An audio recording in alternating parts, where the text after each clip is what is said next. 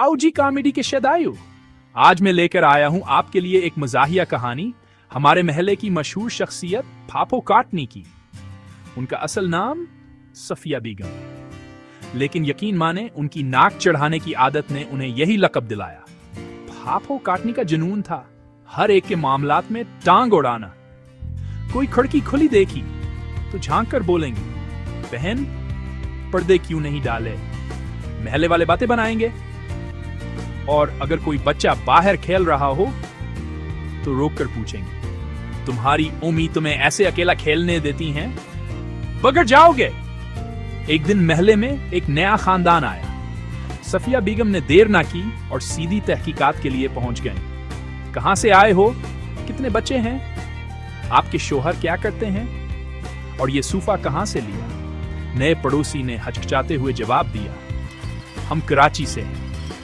बच्चे स्कूल जाते हैं और सूफा बस ऐसे ही ले लिया। फाफो काटनी ने नाक चढ़ाई, कराची वाले तो इतने सजीला होते हैं, आपके घर में तो कुछ नजर ही नहीं आ रहा।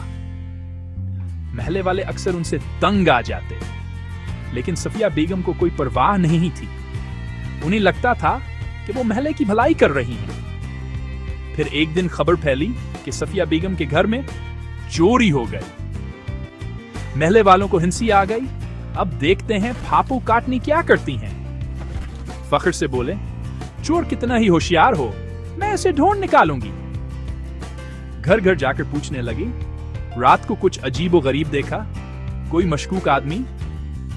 महल्ले वाले हैरान, आप तो सबके घर पर नजर रखती हैं, चोर आपसे कैसे बच गया।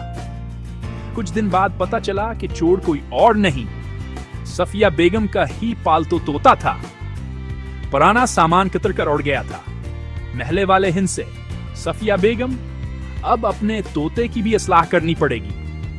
उन्होंने जवाब दिया, मैंने ये सब महल्ले की भलाई के लिए किया, लेकिन लोग समझते ही नहीं। कहानी का सबक, दूसरों के मामलात में दखल देने से बेहतर है अपनी जिंदगी पर तवज्जो दें। और हाँ, कभी कभी अपनी गलतियों पर हंसना भी ठीक है।